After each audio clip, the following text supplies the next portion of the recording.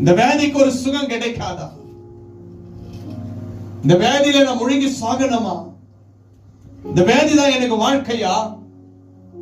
மாத்திரை தான் எனக்கு உணவா?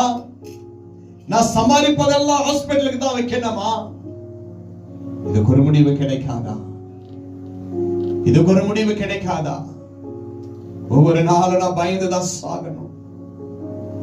ஒரு நாள் நிந்தையோடு அவமானத்தோடு தான் நான் வாழணுமா?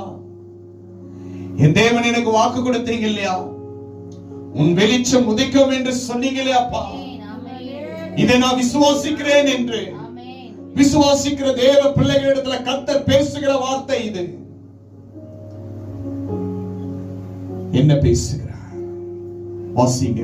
ஆரோக்கியம் வர பண்ணி, உனக்கு ஆரோக்கியம் வர பண்ணி உன் காயங்களை ஆற்றுவேன் என்று இயேசு கிறிஸ்து இன்றைக்கு உங்களோடு சொல்லுகிற தேவனாய். உனக்கு ஆரோக்கியம் வர பண்ணி உன் காயங்களை கட்டுவேன், உனக்கு சமாதானத்தை கொடுப்பேன். மாலையில் அழுகையோடு தூங்குகிறேன், காலையில் என்னை ஆண்டவர் ஆரோக்கியத்தை வர பண்ணி காயங்களை கட்டி எனக்கு சமாதானத்தை கட்டளையிட்டு ஆண்டவர் கலிப்பாக மாற்றினார். ஆண்டவர் கலைப்பாக என்னை மாற்றி சந்தோஷத்துல கொண்டு வந்திருக்கிறார். இதை பார்த்து விசுவாசிக்கிற தேவ பிள்ளைகளே, கேட்டுக்கொண்டிருக்கிற தேவ பிள்ளைகளே, அன்பு தாயார், அழுது கொண்டிருக்கிற தாயாரே, கர்த்தர் உனக்கு ஆரோக்கியத்தை வர பண்ணுவார். நீ அழ தேவையில்லை. உன் கர்ச்சிப்பு தண்ணீராய் மாறட்டும். இயேசு உன் காயங்களை கட்டுகிறார்.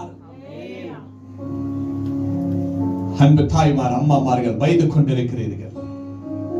ஏன் பயம்? உனக்குள்ள ஏன் திகை?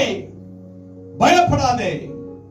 உனக்கு நான் ஆரோக்கியம் வர பண்ணுவேன், உன் காயங்களை கட்டுவேன் என்று ஆண்டவராகிய இரட்சகர் இயேசு உங்களை பார்த்து சொல்லிக் கொண்டிருக்கிறார். அன்பு சகோதரி, அநேக சிந்தனையோடு இருக்கலாம். என் வாழ்க்கையில எல்லாமே மாறுது, ஆனா ஒரு விஷயம் மாற மாட்டுதே. ஏன் எனக்கு தயக்கம் என்று இந்த நேரத்தில் உன் கண்ணீரை கர்த்தர் கண்டிருக்கிறார். உன் கண்ணீரை கர்த்தர் கண்டிருக்கிறார். உன்னுடைய ஒரு சொட்டு தண்ணீர் அந்த வார்த்தையில விழுந்து கொண்டிருக்கு. தேவ பிள்ளை, அழாதே. உன் காயங்களை கட்டுகிறார். உன் காயங்களை கர்த்தர் கட்டுகின்ற தேவனாயிருக்கிறார்.